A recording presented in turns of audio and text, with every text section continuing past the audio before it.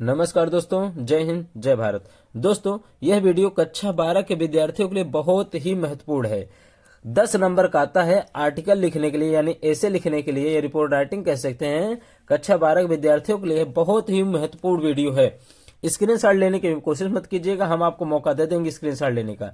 लेकिन उसके पहले यदि आप आर्टिकल लिखना चाहते हो तो उसके पहले आपको कुछ चीजों का ध्यान देना होगा। जैसे आप जो कहानी लिखोगे, जैसे यहाँ टेररिज्म पे लिखना है, आतंकवाद पे लिखना है, तो आप इस कहानी को अपने दिमाग में अपनी भाषा हिंदी में पहले नंबर बना लीजिए। कैसे बनाना है, कब बनाना है, ये हम बताने वाले हैं। देखिए, यदि आप हिंदी में इसको बढ़िया से बना लेते हैं तो ये मेरा दावा है कि आप इंग्लिश में ट्रांसलेट कर लेंगे। अब हिंदी में बनाने जैसे हमने ये बना के रखा है, ठीक है, इसी चीज को मैं ट्रांसलेट करूंगा। अब देखिए कैसे ट्रांसलेट करता हूं, आप इसको ध्यान से समझिएगा। मैं एक एक शब्द की वर्ड मीनिंग बताऊंगा, ये मेरी गारंटी है, और मैं पूरा बढ़िया से करा दूंगा। 10 नंबर तो आपको कहीं नहीं गया है, ठीक है।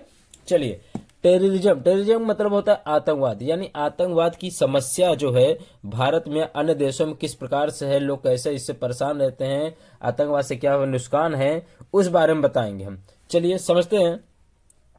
Terrorism has become a big nation and international.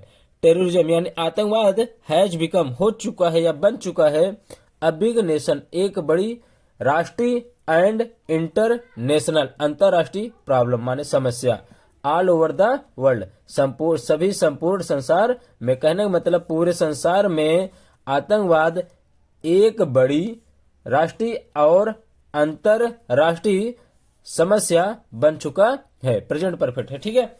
अब देखते हैं उसके बाद, the world it is a global issue. यह है अ ग्लोबल यानी एक वैश्विक मुद्दा, इशू मतलब मुद्दा, बीच जिसने हैज एफेक्टेड जिसने प्रभावित किया है, ऑलमोस्ट ऑल द नेशन ज्यादातर सभी राष्ट्रों को यानी देशों को।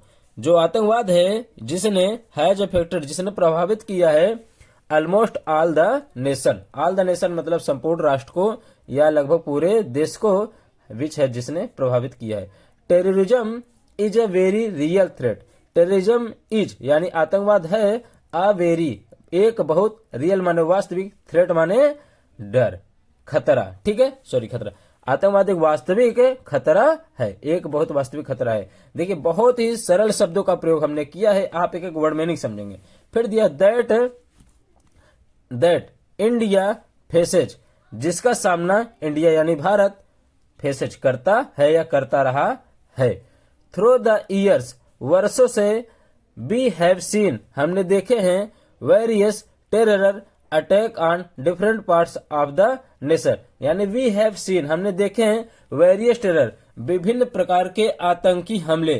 कहने का मतलब विभिन्न प्रकार के या विभिन्न आतंकी हमले, अटैक हमले, on different parts of the nation यानी देश के डिफरेंट अलग अलग हिस्सों या विभिन्न हिस्सों में, वेरियस टेरर अटैक्स आतंकी हमले, वी हैव सीन हमने देखे हैं। बात नहीं देखिए, टेररिज्म इज अ वायलेंट जो आतंकवाद है, इज अ वायलेंट एक हिंसक कृत्य है, वायलेंट एक्ट यानी हिंसक कृत्य है, ऑफ टेरिफाइंग आतंकित करने का, द कॉमन पब्लिक यानी आम जनता को, एनी टाइम यानी कभी भी, इन द डे और नाइट रात दिन में या अथवा रात में। कहने का मतलब आतंकवाद इज अ वायलेंट एक्ट, आतंकवाद यानी terrorism is a violent act यानी आतंकवाद इज माने है, अ वायलेंट एक्ट एक हिंसक कृत, ऑफ टेरिफाइंग यानी आतंकित करने का, द कॉमन पब्लिक आम जनता को, एनी टाइम यानी कभी भी, इन द डे और नाइट दिन हो या रात में। अब आगे बढ़ते हैं। देखिए, India faces terrorism of 2 types, internal and external. India जो है, इंडिया फेसेज भारत 2 प्रकार से आतंकवाद का सामना करता है। भारत सामना करता है टेररिज्म आतंकवाद का, ऑफ 2 टाइप्स 2 प्रकार से, इंटरनल एंड एक्सटर्नल। इंटरनल का मतलब होता है आंतरिक यानी अंदर, और बाहरी बाहर से। यानी कुछ लोग ऐसे होते हैं जो अंदर से घात लगाते हैं, अपने देश को खोखला करते हैं मिलजुल कर किसी आतंकवादी से, और कुछ लोग बाहरी तो करते ही है।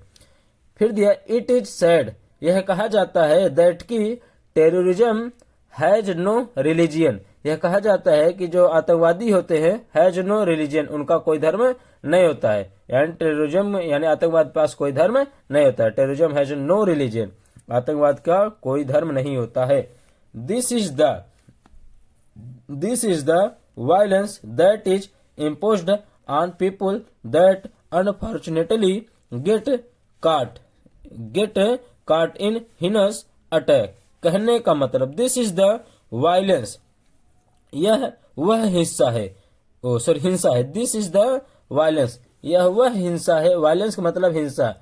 दिस इज द वायलेंस, यह वह हिस्सा है जो इज इम्पोज्ड, इम्पोज्ड मतलब थोपना यानी थोपी जाती है, ऑन पीपुल लोगों पर, दैट अपॉर्चुनेटली जो दुर्भाग्यवश, गेट कॉट फंस जाते हैं, इन हिनस अटैक, हिनस का मतलब जघन, अटैक माने हमला।